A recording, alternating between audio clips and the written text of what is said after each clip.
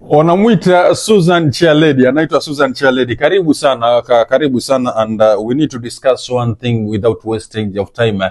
Na leo tumemleta Susan hapa ili aweze kutuongelesha ama kutuambia jambo hili, kwa sababu ni mmoja wa watu ambaye amefuatiliwa sana at the moment. Nataka kumuuliza swali tu moja atuelezee, because we do understand that wasichana ambao wanafanya kazi Uarabuni, especially nchi ya Saudi Arabia, nataka kuongelea sana wale ambao wanafanya kazi ndani ya nyumba, wamekuwa waki-air out malalamishi yao sana, malalamishi ya mishahara yao kuonekana ni mishahara ambayo ni duni, malalamishi ya kutopata security, yani ule usalama ambao wanafaa kupata hao kama Wakenya ambao wanafanya kazi ndani ya nyumba, wakati kuna wengine bado vile vile wanaweza kuletwa na Alfred Mutua ili waweze kufanya kazi zile pasi ule usalama wao kuwekwa wazi ya kwamba watalindwa hivi na hivi. Na wengine vile vile pia bado wanalalamika mateso ambao wanayapitia kwa Waarabu, ama mateso ambao wanayapitia ndani ya nyumba za Waarabu.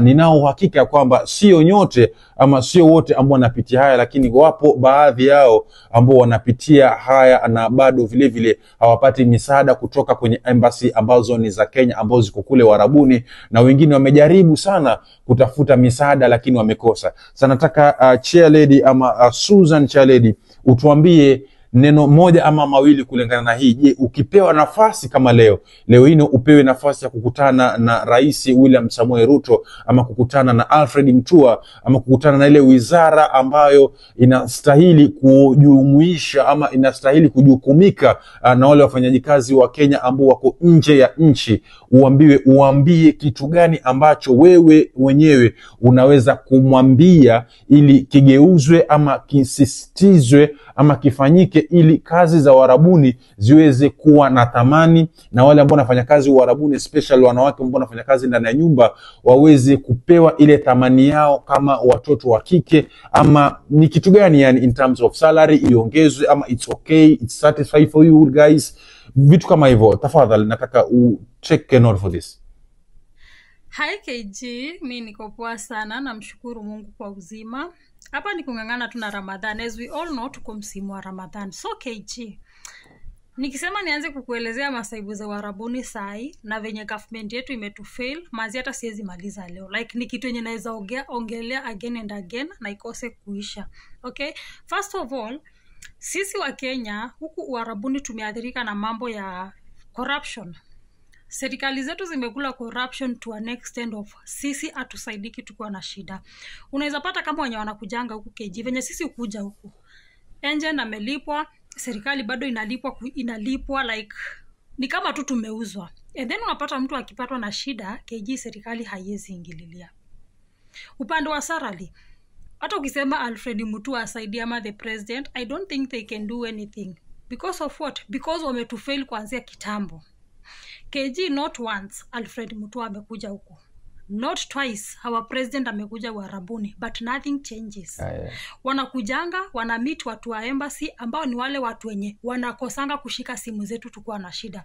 Uko na shida huko utapigia embassy Kenya na embassy in Saudi Arabia, watarespond ama hata watakosa kurespond, and if they respond hawata kupea any serious help, ni kukuongelesha tu hivi na hiyo inaishia hapo. So sidhani kama these people wanaweza saidia, because if wangetaka kusaidia they could have done that long time ago.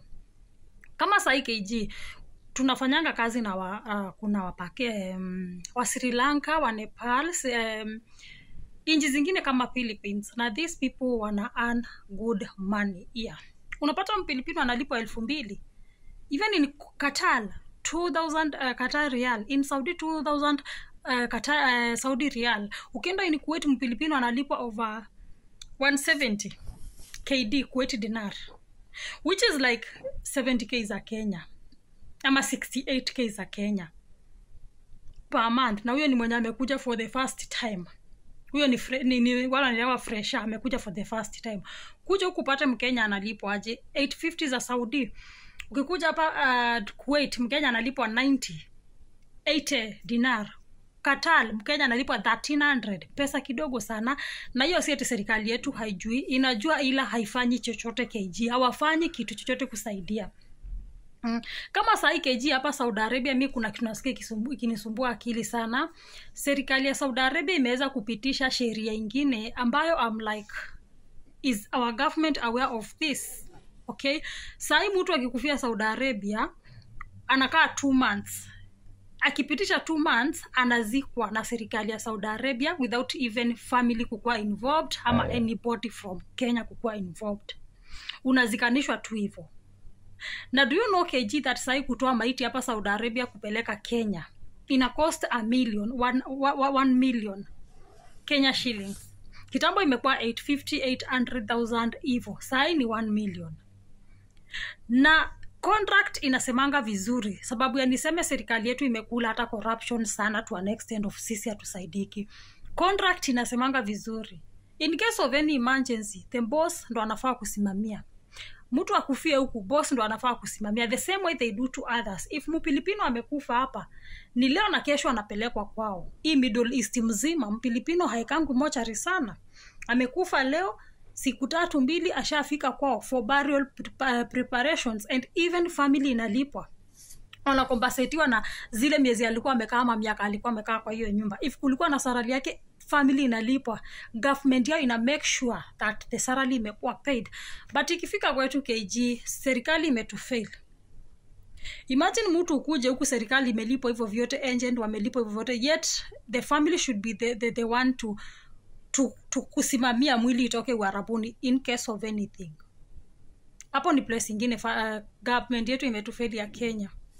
Kwa nini wakubali sheria kama hiyo ipitishwe, yet hawezi simama hizo mili za Wakenya zenye zinazikwa huku zirudishwe Kenya, venye walilipwa zitolewe, watoke Kenya wakuje kufanya kazi huku.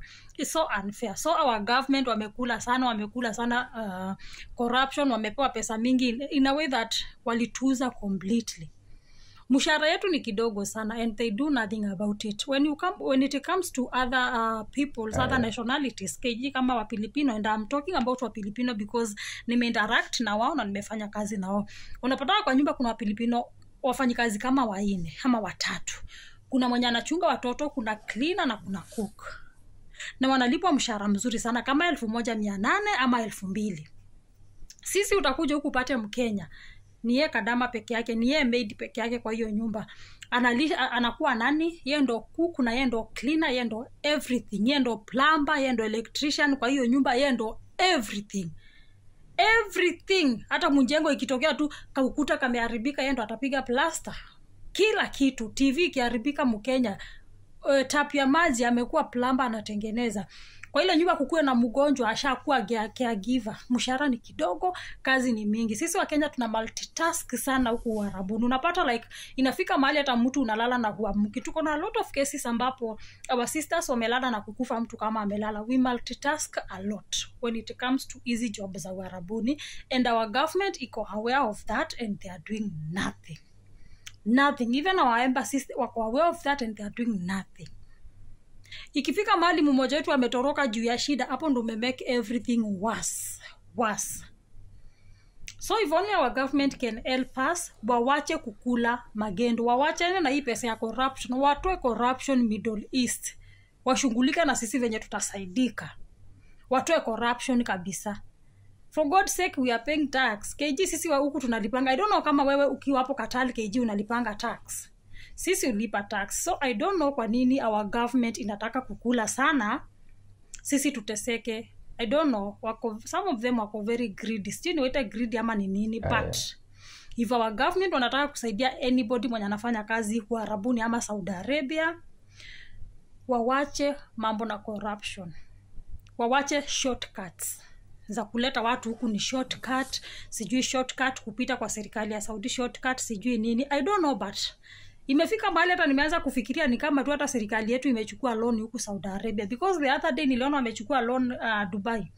Ikafika mahali nikaona ama hata hapa Saudi washachukua loan, because kwa nini hawashughulikangi wakati mtu wetu anadhurumiwa huku Uarabuni? Hiyo ndio swali na kwanga kubwa sana kwangu na sijaipata jibu. Kwa nini our government is just there? Tunapost easy stories na trend everywhere, but they are doing nothing.